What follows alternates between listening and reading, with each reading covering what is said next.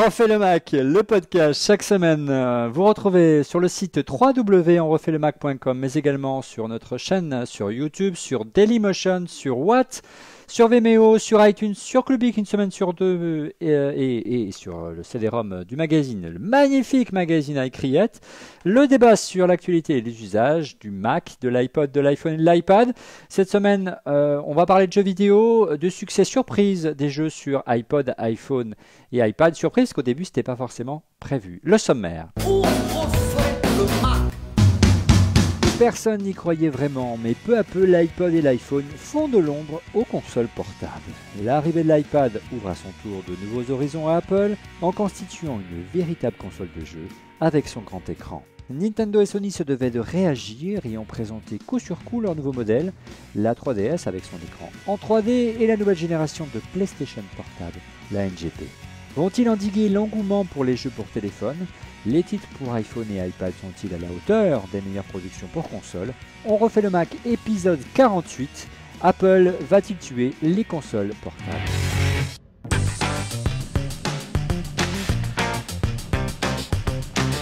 Toutes les radios du monde et toutes vos infos, maintenant sur l'iPhone avec Radio Me.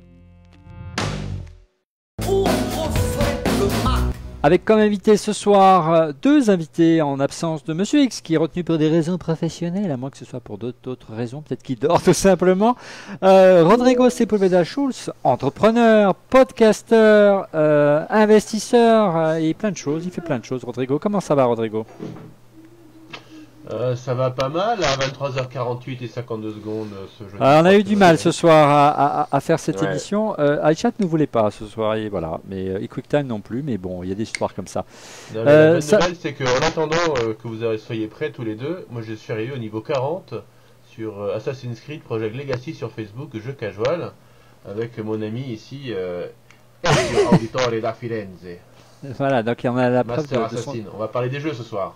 Ben ouais, donc c'est des circonstances. Et à ma droite, Cédric Ingrand de la chaîne Info. Il faut plus dire les CI Radio malheureusement. Ça va bien, Cédric? Ah là, tout à coup, ça allait bien et là, tu me reparles de la CI Radio. J'en ai pour une seconde parce que... Allez. Je suis désolé de dire que Enzio, c'est une tapette. Voilà, d'accord. Autre chose. Moi j'ai rien. Moi j'ai avec mes 10 assassins à niveau 10. Ouais, moi j'ai juste... Moi, j'ai Sam Fisher. Moi voilà, c'est tout ce que j'ai sous la main. Sinon, il faut que j'aille sortir mon vieux Steve Austin. Lui, il a trouvé la kryptonite apparemment. Hein. Bon. Ouais, pas de polémique, messieurs. Messieurs, en préambule, on va essayer de comprendre si vous êtes d'accord le succès des jeux vidéo sur l'iPhone, sur l'iPod et sur l'iPad. Je le disais avant le sommaire, c'était pas forcément prévu. Moi-même, j'étais assez sceptique. Hein. On avait même fait une émission, souviens-toi, un plein écran, Cédric. Tu avais eu la courtoisie de m'inviter sur LCI où je disais, on est moins une console de jeu avec l'iPod. Et puis là, tout le monde s'est planté. Et moi, le premier, ça devient une vraie console. Quelles sont, selon vous, les recettes du succès de l'iPod, de l'iPhone aujourd'hui, Cédric? À mon avis, et je pense que Rodrigo sera d'accord avec moi, arriver à mettre le casual dans des supports mobiles simples avec des systèmes de facturation simples. Alors le casual, en deux mots, c'est des jeux qui... expliquer. C'est-à-dire des jeux simples à comprendre, une courbe d'apprentissage vraiment très facile. Un peu intuitif. Des jeux très intuitifs. Voire des jeux de société. Par exemple, mais qui en échange n'ont pas forcément une durée de vie extraordinaire. On ne fait pas des parties de 30 heures. Et meilleurs exemples, évidemment, Angry Birds dont on a beaucoup parlé ici. Évidemment, je ne sais pas, parmi mes préférés, Plants vs Zombies par exemple. Voilà, très beau, jolie animation qui tire parti du hardware. Mais truc de hardcore gamer, d'autant que, et ça reste ma ligne politique et je n'en dévierai pas, tant qu'il n'y aura pas de bouton sur un iPad ou un iPhone ou un iPod, ce ne sera pas une machine de jeu. Mais n'allons pas trop vite, Cédric. Rodrigo, les titres pour iPhone, pour toi, on peut vraiment dire que ça se limite au casual gaming. C'est des vrais jeux aujourd'hui, des vrais jeux vidéo. Ouais, mais je voulais revenir sur la question que tu as posée à Cédric. Ouais. C'est trop compliqué sa réponse. Je crois que c'est une réponse beaucoup plus simple. C'est un journaliste, c'est pour ça. Le meilleur appareil photo, c'est celui qu'on a dans sa poche. Ça, c'est vrai. Et comme console de jeu, je crois que c'est depuis l'arrivée de l'iPhone, depuis 3 ans et demi, on a un appareil avec un grand écran couleur, joli, qui peut embarquer différentes applications. Et on a dans sa poche, contrairement à ce qu'on avait avant, des Nokia assez laids où il fallait acheter des programmes assez chers et pas jolis, on a dans sa poche quelque chose qui permettent de jouer à des jeux. Et ça a permis d'aller chercher toute une nouvelle audience qui ne jouait pas. Avant, les jeux étaient réservés plutôt aux gamins, et on va en parler maintenant dans les chiffres. 69% des gamers sont des femmes. Moyenne d'âge, Ben, c'est bien ce que je dis, c'est pas des machines de jeu. et moyenne d'âge 30... Je sais pas, 25 ans, allez, 25 ans. 25. Waouh! 40. Holy Mother of God! Le fait qu'on ait une machine dans sa poche, ça a permis d'étendre totalement le marché du jeu, un petit peu comme la Wii a pu le faire pour le casual dans la famille. La Wii Nintendo. On a été chercher tout un nouveau secteur. Les jeux qui ont marché, et en effet, c'est des jeux casual, mais il y en a beaucoup qui ont marché dont on n'a même pas parlé. Les premiers qui ont vraiment explosé, Sudoku, Ah bah bien sûr. énormément, pour tous les temps morts. Les Bubble Explode, Ouais. des jeux extrêmement simples, auxquels il ne faut pas réfléchir, on a 3 minutes, quel billet, tiens, je vais jouer à quelque chose. Et ce qui a fait vraiment le déclic, ça a été l'arrivée, je pense, de Zynga il y a 2 ans et demi. Alors Zynga, c'est l'éditeur du très fameux maintenant Farmville, mais toutes ses déclinaisons, et Cityville, à la fois sur Facebook, c'est la même génération qui se suit, mais ça a apporté le fait que il faut revenir tous les jours. On a ramené la dimension du Tamagotchi qu'on a connu il y a 15 ans ou 20 ans dans le 20 jeu. ans, on peut le dire. Et on se connecte tous les jours pour animer son jeu. Faire pousser ses carottes, donner à manger à ses cochons, faire son restaurant, se battre contre d'autres mafieux avec Mafia Wars, etc. C'était ça la première chose, c'est qu'il faut revenir tous les jours. La deuxième chose qui a fonctionné dans les jeux, c'est la dimension sociale. C'est assez récent, ça a un petit peu moins de 2 ans. C'est que après avoir dépassé l'addiction, on fait tous les jours, on est arrivé à un niveau suffisant, ça commence à devenir fatigant, et ben on commence à jouer avec ses copains, on est en compète avec ses copains, à jouer avec ses copains, et c'est ça qui a fait que c'est extrêmement intéressant. Donc c'est vrai que c'était à l'instant Angry Birds, c'est un succès phénoménal. L'exemple d'Angry Birds est intéressant parce que c'est aussi un jeu qui n'est pas cher à l'achat. Est-ce que aussi la racine, l'origine du succès de et ce qui a fait la force de l'iPhone, de l'iPod, en dehors du fait qu'on l'ait dans la poche, c'est qu'Apple a compris qu'il devait faire l'antithèse de la politique d'un Sony ou d'un Nintendo, qui eux adoptent la politique Gillette. Ça vous dit quelque chose, la politique Gillette? Je vends pas cher les rasoirs, mais je vends très cher les recharges, les lames. Là, c'est la même chose. Je vends pas cher une console, je vends très cher les jeux.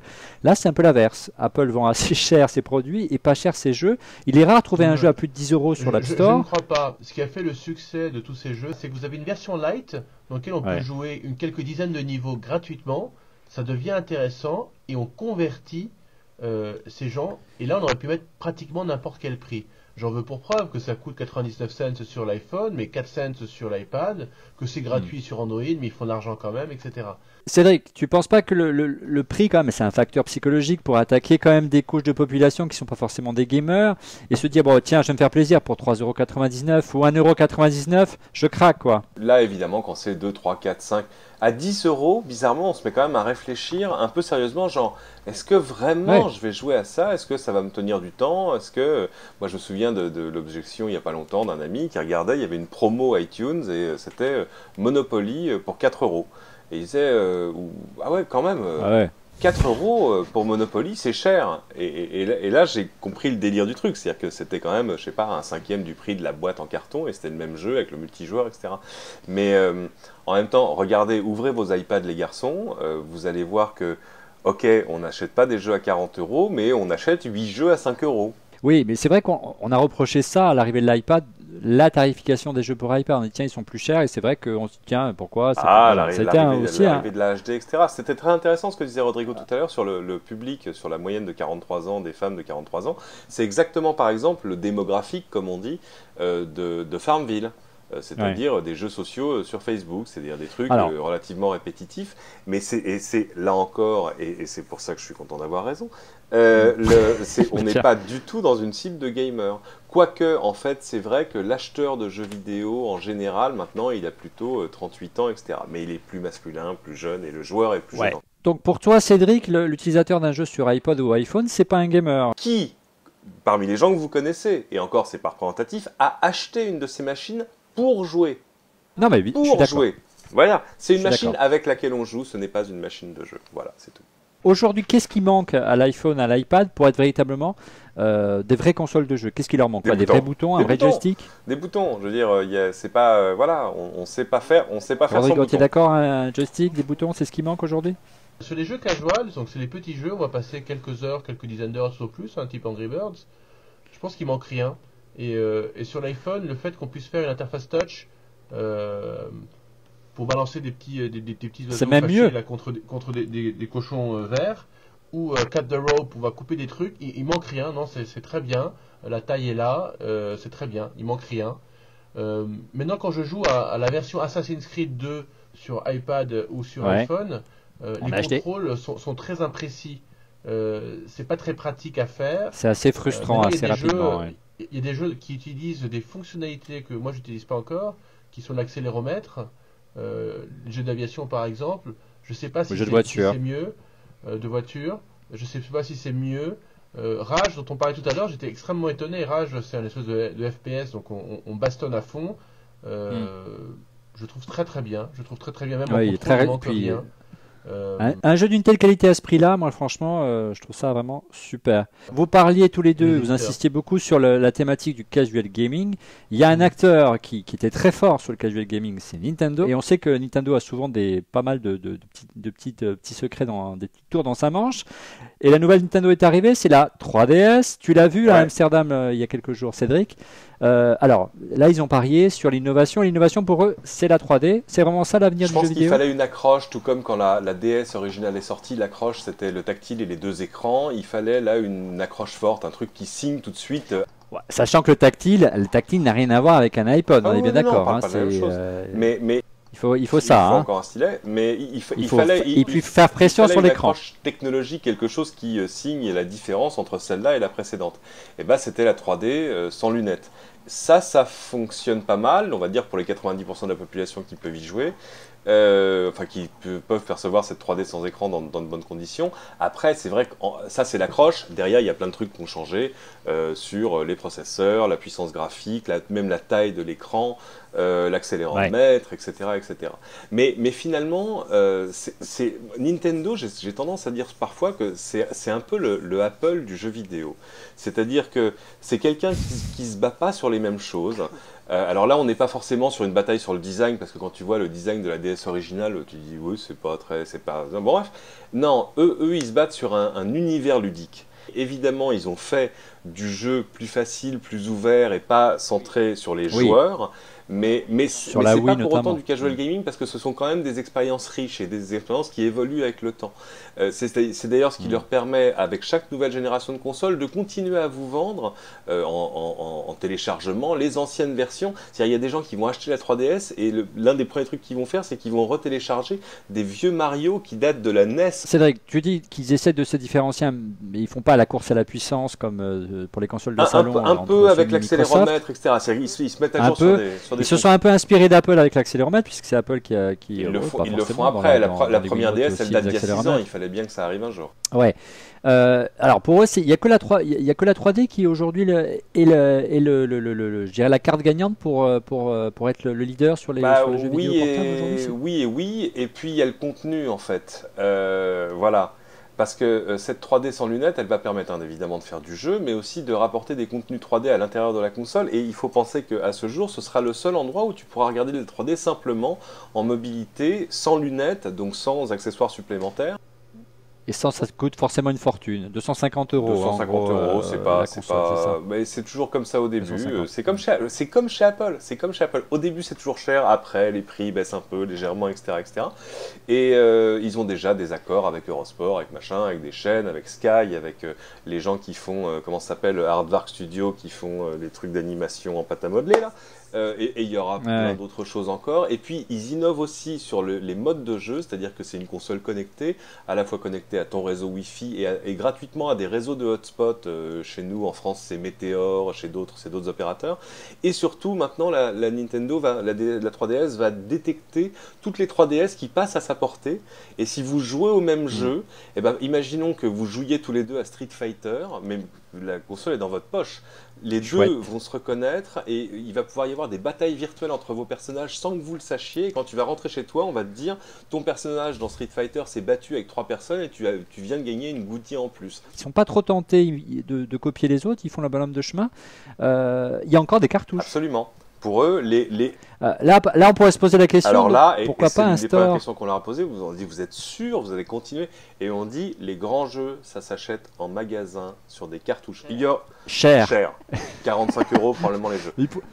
Il y aura d'autres jeux qui seront téléchargeables sur un store en ligne et tout ça, mais ce ne sera pas la même chose. Et là, c'est vrai que, alors on comprend parce qu'il y a des aspects de distribution et ils sont extrêmement soutenus. Enfin, pour eux, c'est important d'être dans les rayons à Carrefour et à Auchan. Et ça marche pas avec le download. Il y a une base installée, hein, une formidable, une extraordinaire base installée surtout. Hein, c'est avec une compatibilité ascendante.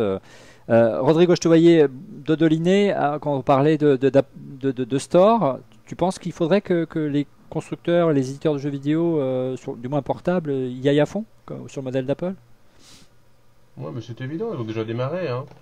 Si Oui. tu regardes Deep Space sur la PS3, c'est 12 Go de download, c'est 3 DVD. Pour toi, l'avenir, c'est forcément il n'y aura plus de support physique, comme on le voit aujourd'hui sur les ordinateurs, avec le Mac Store notamment. À terme, ce sera du téléchargement pur. C'est aussi une manière peut-être de régler le problème du piratage. Hein. On sait que Nintendo en a été victime pas mal de fois. Non, c'est pas ça qui est paradoxal. C'est un achat d'impulsion. Non, mais c'est plutôt sur l'achat d'impulsion. Si tu veux acheter un jeu, aujourd'hui, il faut aller en magasin, il faut prendre le temps, il faut y aller, il faut faire la queue, il faut payer, il faut revenir, alors que tu peux lancer un téléchargement la nuit et tu l'as le lendemain matin, et qu'on aura la fibre, ça ira encore plus vite.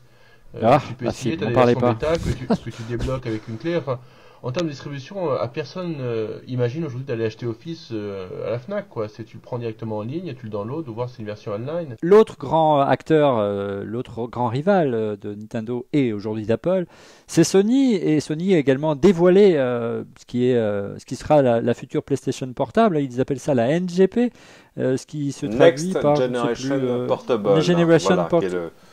Le nom de code de la prochaine PSP2, on va pas se mentir. Alors là, ils ont mis le paquet sur. Ils ont là, fait pas du tout le modèle comme à la génération précédente. Ce que fait pas Nintendo. Exactement, non, mais c'est sûr. Et le dernier round avait été gagné par Nintendo avec la DS, même si la DS et la PSP étaient sorties en même temps. Technologiquement, il n'y avait pas photo, c'est-à-dire que la PSP était beaucoup plus avancée, l'écran magnifique, même le design était plus réussi honnêtement, et pourtant c'est la DS qui s'est vendue, voilà. C'est pas le même prix. Le prix s'oublie. Oui. En jeu vidéo, le prix s'oublie parce que le prix, c'est les jeux qu'on va acheter d'ordinaire sur ces consoles-là. La nouvelle NGP, elle ressemble à la PSP originale en termes de design, plus fine, avec la différence, grand écran, 5 pouces OLED, c'est-à-dire plus grand que sur les plus grands smartphones aujourd'hui, OLED, très belle qualité, tactile. Plus puissante, bien plus puissante, un processeur double, quadricœur. Absolument quadricœur. Et parmi les curiosités, bon évidemment gyroscope, tout ça, et parmi les curiosités, un deuxième écran tactile qui est derrière la console, qui va permettre pour certaines applications, juste par le doigt derrière, de contrôler par exemple un curseur à l'écran sans boucher la vue de son écran avec ses doigts. Là, eux sont plus sur du jeu online. C'est-à-dire on pourra encore acheter des supports physiques paraît-il, mais l'essentiel sera downloadable. L'idée là aussi, il y a encore l'UMD, c'est-à-dire le petit disque. Non, c'est fini, il n'y a plus d'UMD. Tu achèteras comment là? Alors il y a une espèce de carte mémoire, mais j'ai pas tout compris là-dessus, donc je n'aurais pas trop avancé. Mais vraiment, ils sont très axés sur le téléchargement. Et c'est intéressant parce que c'est exactement la vision que décrivait Rodrigo tout à l'heure. C'est ce qu'a dit le patron de l'avenir du jeu. Il a dit l'idée, c'est vous commencez un jeu sur votre console de salon et vous le continuez sur votre console de poche. Et ils ont montré des jeux qui sont des jeux de la PS3, Killzone, Resistance, etc. Extraordinaire de graphisme. Donc là, ils ont mis un paquet incroyable sur la technologie. On n'a pas encore le prix de la console. Ce qui est très intéressant, c'est que eux ont fait des choix un peu différents. C'est-à-dire que Nintendo, on jouera que sur les machines Nintendo. Eux, les jeux, ils les vendront pour la nouvelle PSP, mais aussi pour les téléphones et tablettes Android. Dans des versions forcément moins chères, plus simples, un peu dégradées, etc. Mais ils joueront sur les deux tableaux. À t'écouter, donc ils sont montés en puissance, ils ont adopté le tactile là, ils suivent à fond le modèle d'Apple, mais il y a encore des boutons, arrêter, c'est pas la seule référence, complémentaires. Tactile maintenant. On est d'accord. Il y a du Wi-Fi, il y a du 3G, il y y a une caméra, etc. Il manque qu'une fonction. Il y a de la 3G, il y a le GPS. Pourquoi ne pas sortir pourquoi ne pas sortir parce que ne pas PlayStation oublier, à côté de PlayStation, il y a Sony Ericsson, et qui lui a priori devrait sortir dans les semaines à venir. On va le voir probablement au salon de Barcelone, un PlayStation Phone, absolument. Nous y serons. Sous Android, fort probablement.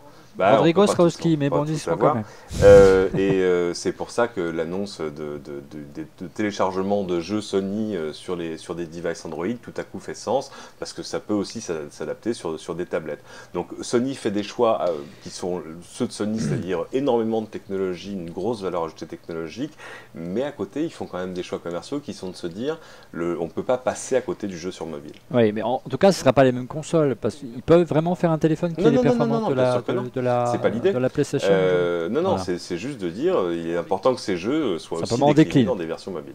Rodrigo, qui va gagner alors concrètement d'après toi? C'est difficile de répondre à ces questions. La console portable ou effectivement, comme tu disais, le fait d'avoir un téléphone dans la poche? Pourquoi encore sortir une console de jeu? Bon, il faut dire que les plus jeunes ont des consoles, hein, voilà, ils ne sont pas forcément un téléphone pourvu que ça dure, en ce qui concerne la mienne.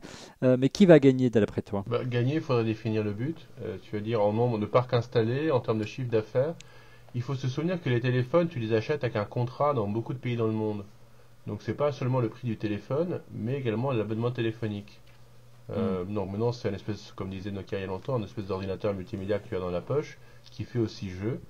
Mais il y a tout un segment aujourd'hui qui ne veut que une console de jeu pour jouer sans l'abonnement téléphonique. Deuxième différence, et je reviens toujours à ça, c'est la durée de la batterie. Aujourd'hui Apple fait des batteries qui, s'ils sont sollicités, ne durent que quelques heures. Tu ne veux pas avoir ça sur ton téléphone, donc tu auras peut-être une console de jeu à côté. Les gamins Sinon, jouent très deux longtemps, bémols très par rapport rapides. à ça. D'abord, Oui, c'est vrai. l'autonomie de la PSP3, de la 3DS. Ouais. On attend de Pas la loin. tester en vrai, mais ça n'a pas l'air aussi bien que la génération Et précédente. puis Si on utilise toutes les options à Et fond, on la n'a pas 3D. le prix de la Sony non plus. On l'a Non, connu mais pas, ça, le prix elle de sort à la fin de l'année, la Sony. Donc on a le temps. Et l'autre chose, c'est la rumeur. La rumeur qui se propageait parmi les journalistes présents au lancement de la 3DS, qui disait le prochain iPod Touch aurait à son tour un écran 3D sans lunettes. Ouais, 3D sans lunettes pour faire du relief en clair. Eh ben rendez-vous en septembre, messieurs, pour voir ça. Je pense pas. C'est un argument marketing, la 3D, puis la stéréophonie en 6.2, et puis ça fera Tu le crois pas? café, et puis elle pèse 1 gramme de moins, et puis elle a un écran MOLED, Ultra MOLED de V3. En tout cas, Tous les Rodrigo, arguments au niveau des marketing télévisions, pour- ça n'a pas été le raz-de-marée, hein, la 3D. 150 c'est 000, moi qu'on 150 000 vendus Pour les en France télés. l'année dernière, c'est pas terrible. Ouais, mais la 3D c'est inconfortable. Mais au-delà de la course à la puissance, je crois qu'on est arrivé à un niveau technique suffisant. Ce qui a fait la différence, c'est le parc installé de jeux. Qu'est-ce qu'on va retrouver comme univers de jeux? Moi, j'ai choisi à l'époque, quand je connaissais rien aux jeux en termes de plateforme, j'avais un petit peu demandé autour de moi et je voulais jouer à Heavy Rain. Heavy Rain, qui était une espèce de série policière. Il y avait le choix entre Heavy Rain sur l'un ou Alan Wake sur Xbox. J'avais plutôt envie de jouer à Heavy Rain et c'est à cause d'Heavy Rain que j'ai pris la PS3. Et du coup, je suis rentré dans la PS3, dans l'univers de la PS3 et je suis plutôt à l'aise dedans aujourd'hui.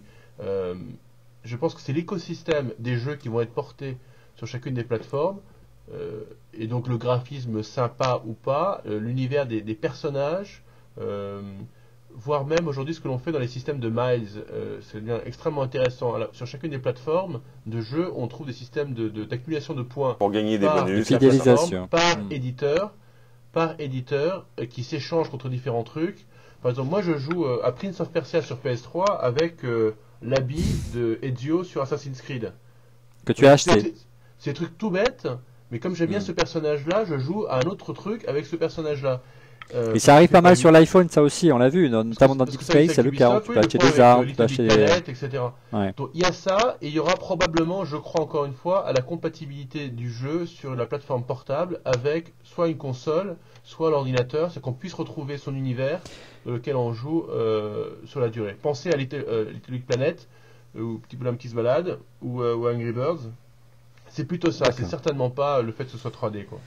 Bien, merci messieurs. On aura déjà, je pense, un élément de réponse déjà pour la présentation du prochain iPad, parce que si le prix est un peu plus agressif, peut-être que ça contribuera à ce que la console grand Je vais te format, résumer tout, hein, Rodrigo, d'Apple je vais te soit un peu résumer plus tout, Rodrigo, en une abordable. seule phrase.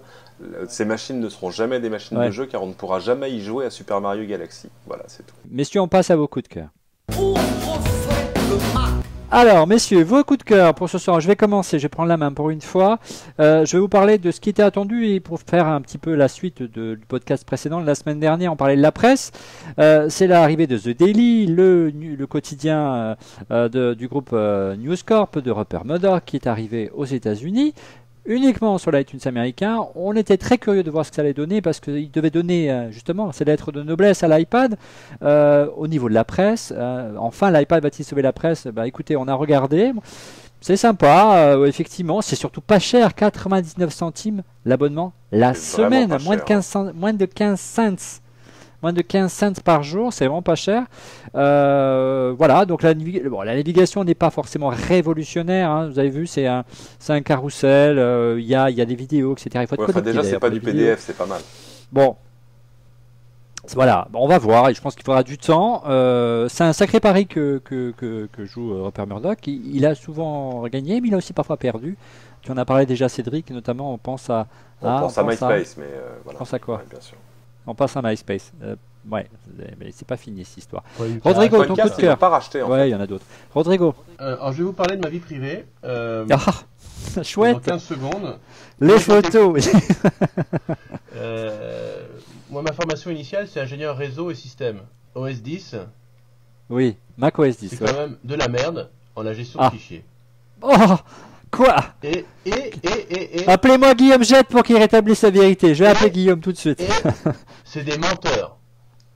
Ils disent que le système d'exploitation Apple, il n'y a pas besoin de défragmenter son disque. Bon, si on gratte, on gratte. C'est un Unix, pas besoin de défragmenter dans les Unix. C'est optimisé jusqu'à des fichiers qui font une taille de 20 mégas. Tous les fichiers au-delà de 20 mégas se fragmentent. Alors comme vous le savez, moi je fais de la photo, et moi mes fichiers maintenant ils font plus de 20 mégas. Et donc, il vous montre pas, mais il a au moins 18 Tera de disque dur, donc forcément, lui il doit faire des... Oui, forcément, mais c'est pas le bon, c'est pas l'exemple lambda. Et donc, moi je traite mes photos, donc je copie des photos, je les modifie, donc je les efface, je les recopie, je les efface, je les recopie, ce qui fait que mon disque est ultra fragmenté, pour de vrai. Ben oui. Et donc moi je voudrais vous conseiller cette semaine un logiciel qui coûte un petit peu cher, qui coûte $80, s'appelle, que je me trompe pas de nom, Drive Genius 3, qui fait plein de choses, qui vérifie votre disque, qui vous le monte, il vous le démonte, etc. Mais surtout il vous le défragmente. Alors comment ça marche? Vous faites une image de votre disque avec disque Duper, gratuit, sur un disque externe, vous bootez sur le disque externe et vous défragmentez votre disque en local, et ben vous gagnez vraiment un temps dingue. Un petit bémol quand même, Rodrigo. Le problème avec les utilitaires comme ça, parce que c'est aussi un utilitaire de disque, de réparation de disque, c'est que à chaque il faut être très prudent avec ces logiciels-là, puisque souvent à l'occasion de mise à jour de macOS 10, ils fonctionnent pas forcément. Ouais, ils sont pas mis à jour et au lieu de réparer, ils massacrent. Cédric, ton coup de cœur pour conclure. Une appli qui sauve des vies. J'ai vu ça aujourd'hui au forum NetExplorateur. Vous allez sur netexplorateur.org. C'est le, j'ai pas très inventif. C'est le Grand Prix de NetExplorateur cette année. Ça se passe au Ghana.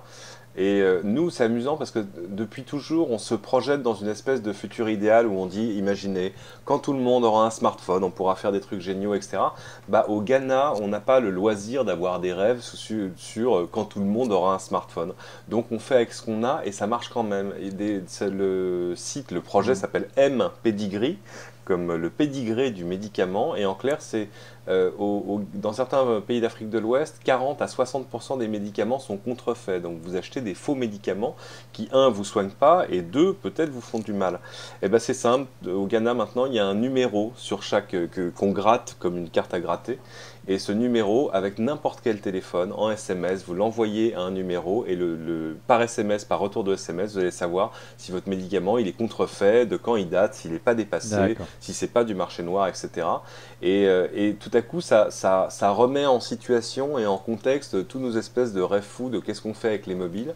Et voilà, même en revenant à la simplicité de la simplicité, c'est-à-dire le SMS, le truc compris dans le réseau GSM, qu'au début on savait même pas ce qu'on allait faire avec. À quoi ça servait, on fait des trucs super intéressants, super importants, et voilà, tout à coup forcément ça remet un peu les pieds sur terre. Bien, merci messieurs d'avoir participé à cet On refait le Mac, un numéro très particulier ce soir, parce qu'il y avait la roue qui tournait, donc on a cru jamais y arriver, donc le MacBook Pro il a failli finir encastré contre le mur, j'en pouvais plus, mais on va finir par trouver la source du problème, et j'espère que l'enregistrement a marché, là je sais pas, au moment où je vous parle, je sais même pas si ça va se terminer. On se retrouve la semaine prochaine, on va parler des tablettes, les concurrents de l'iPad ont affûté leurs armes, une nouvelle version d'Android, ça s'appelle comment Cédric, Hummingbird, c'est ça? Non, Honeycomb. Honeycomb, se confond avec Android autre chose, c'est pas 3. grave. Il y a HP qui va présenter les tablettes bientôt sur Palm WebOS, sur Palm hein, WebOS, sur WebOS, magnifique. Suite au rachat de Palm. Tu y seras, on n'y sera pas loin non plus. On en parlera la semaine prochaine. Messieurs, merci et à la semaine prochaine.